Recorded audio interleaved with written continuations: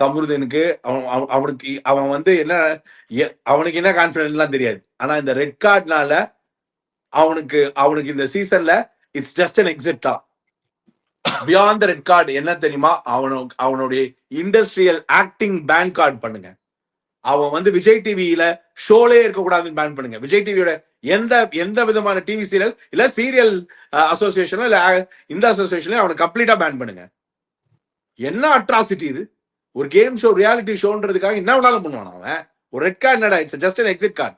நீ வந்து இந்த வாரம் வந்து வெளில வருவ, ரெட் கார்டு வாங்கினா ஸ்டேஜுக்கு வர மாட்டா, அவ்வளவுதான் வித்தியாசம்.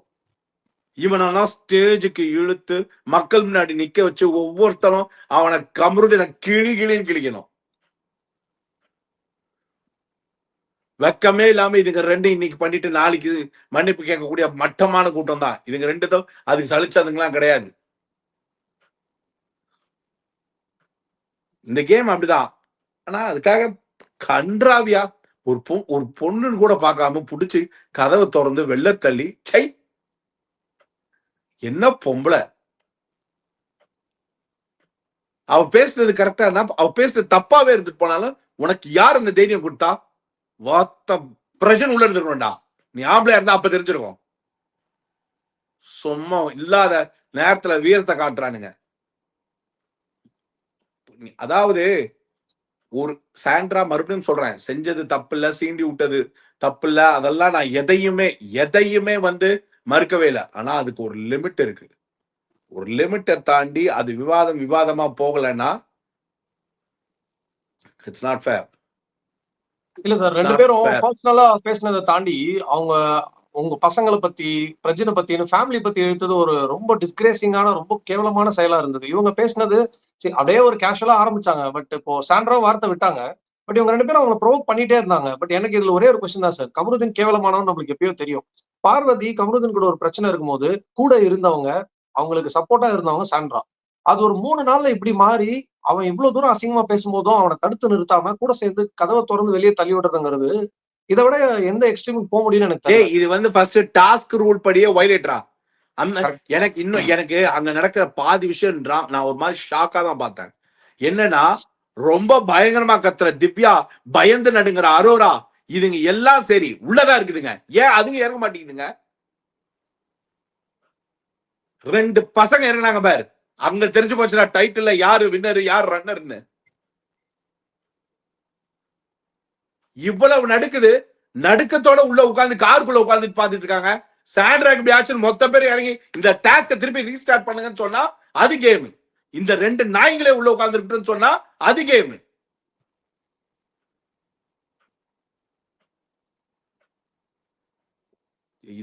இதுங்களுடைய பேமெண்ட், இதுங்களுடைய டெலிவிஷன் லைஃப் அத்தனையும் பேன் பண்ற மாதிரி ஒன்று நடக்கணும். இன்னொரு தடவை ரியாலிட்டி ஷோன்ற பேர்ல இந்த மாதிரி கன்றாவி எல்லாம் கண்டென்ட்னு காமிச்சா செருப்பை கழட்டி அடிக்கணும்.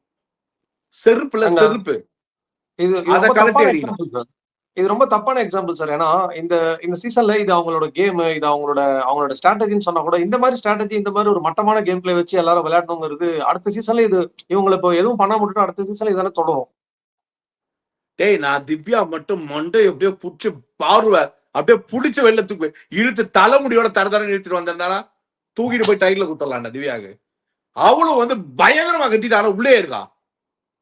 அட்லீஸ்ட் அவளால கத்துறாளே, அட்லீஸ்ட் அவளால கத்துறாளே. அதான் சுபிக்ஷா சொன்னாங்க. ஆனா வெளியே ஒருத்தர் தள்ளி விட்டு அவங்க துடிச்சிட்டு இருக்காங்க. மெடிக்கல் டீம் இருக்குன்னு எப்படி 2 பேரும் சொன்னாங்கன்னு எனக்கு தெரியல சார். அதுதான் அவங்க மோஸ்ட் இன்ஹியூமன் இந்த யூனிவர்ஸ் தான். மனுஷங்களே இல்லாத ஒரு ஐயோ எனக்கெல்லாம் இனிமேல் இந்த அதாவது நான் என் வாயால அந்த பொண்ணோட விளையாட்டை விமர்சனம் பண்ணி எவ்வளவோ பாராட்டி இருந்தாலும் இந்த வாயால அந்த பொண்ணுக்கு சாபமே விட்டுறக்கூடாதுன்னு நான் நினைக்கிறேன் மனசாட்சிக்கு. அதாவது வருஷத்தோட அதுவும் ஆரம்பமா அதுவுமா டாக்ஸிக்கா எதுவும் பேசாம பாக்குறது பாசிட்டிவிட்டியா இருக்கும். நம்ம பேசுறதுக்கு நிறைய நெகட்டிவிட்டி இருக்கலாம், ஆனா பாசிட்டிவான விஷயங்களை அப்ரோச் பண்ணலாம், பாசிட்டிவிட்டியான மைண்ட் செட் பண்ணலாம்னா இது one of the most negative ugliest show of the season in the history of the Bigg Boss. Sandra, அதாவது அந்த அம்மா படுத்து துடியுது. அந்த அம்மா இங்க படுறா, நமக்கு சாண்ட்ரா நடிக்கிறா நடிக்கலன்றதெல்லாம் விமர்சனமே கிடையாது.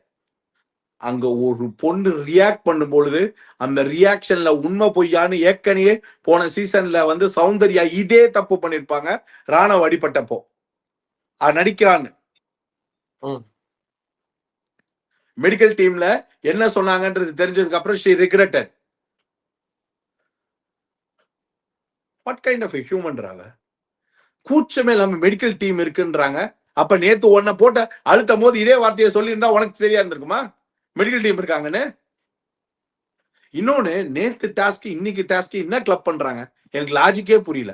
நேத்து டாஸ்க பொறுத்த வரைக்கும் அது பிசிக்கல் டாஸ்க். இதுக்கு பிசிக்கல் டாஸ்க்கு என்ன சம்பந்தம்?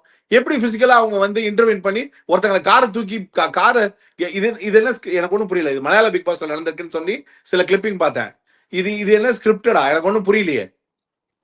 அப்படியே ஸ்கிரிப்டா இருந்தாலும் இதை என்கிட்ட கொடுத்தா இதை நான் எப்படி ஒத்துப்பேன்?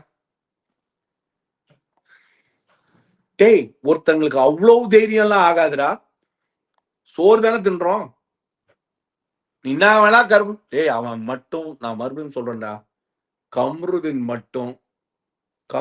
மட்டும் உண்மையிலேயே சொல்றேன், ஏதாவது இந்த மாதிரி வெளியில எவன்கிட்டயாவது பேசி உண்மையிலேயே நான் கெத்து நான் வர்த்து நான் ஏதாவது பேசி தெரிஞ்சுட்டு இருந்தாங்க மாட்டுட்டோம். அவங்க நல்ல அதாவது என்னென்னமோ வாயில வருது, கண்ட்ரோல் பண்ணி பேசவும் வர மாட்டேங்குது. நிஜமா சொல்றேன், எனக்கு கண்ணெல்லாம் கலங்கிடுச்சு. எனக்கு அதாவது அந்த பொண்ணு இன்னாதான் வெறுப்பேத்துட்டோம். நம்ம சீசன்ல ஹார்ட் கோர் வைப்ரேட்டிங் டெரரான அந்த மாதிரியான சீக்வன்ஸ்ல பேச ஆட்கள்லாம் பார்த்திருக்கேன். இது என்ன மாதிரியான டிசைன் ஆஃப் மனுஷங்களே இதுங்க ரெண்டு என்ன மனுஷ ஜென்மங்களே எனக்கு தெரியல. நிறைய பேர் லைவ்ல வந்துட்டு சாண்ட்ராவும் தப்பு பண்ணிருக்காங்க, சாண்ட்ரா நடிக்கிறாங்கலாம் சொல்றாங்க. நான் ஒன்னே ஒன்று மட்டும் சொல்லிக்கிறேன் சார். அவங்க வந்து தப்பு பண்ணாங்கதான், அவரும் அதான் சொல்லிட்டு இருக்காரு. எல்லாருக்குமே தெரியும் அவங்க பேசுனதும் தப்பு தான். பட் நடிக்கிறாங்க இல்லங்கிறது வந்து மெடிக்கல் ஒருத்தர் நிஜமாலே இப்படி இருக்கும்போது இப்படி சொல்லிட்டோம்னா அது எவ்வளவு பேர் தப்பா இருக்கும். நடிக்கிறாங்க இல்லன்னு தெரியும் போது சாண்ட்ரா நடிக்கிறா, சாண்ட்ரா தப்பு பண்றா, சாண்ட்ரா கெட்டதா பேசுறான். இவங்க ரெண்டு பேரும் நம்ம மயிரை புடிங்கிட்டு இருந்தாங்களா? இல்ல நான் கேக்குறேன், சாண்ட்ரா பேசுன மாதிரியே பேசிட்டு உட்கார வேண்டியதானே? யாரா கொடுத்தா உனக்கு அந்த தைரியம்? இல்ல யார் கொடுத்தா? உங்க ரெண்டு பேருக்கு இந்த டாஸ்க்ல என்ன வேணாலும் பண்ணுங்க. நம்ம பிரஜின் ஒரே ஒரு வார்த்தை, இந்த நான் வேணா திறந்து சொல்றேன் அப்படின்னு சொன்னது எத்தனை பேர் போத்திட்டு வந்து, எத்தனை பேர் நான் உட்பட எத்தனை பேருக்கு எவ்வளவு நக்கலா பேசுறோம். இதெல்லாம் ரொம்ப ஓவர்ரா.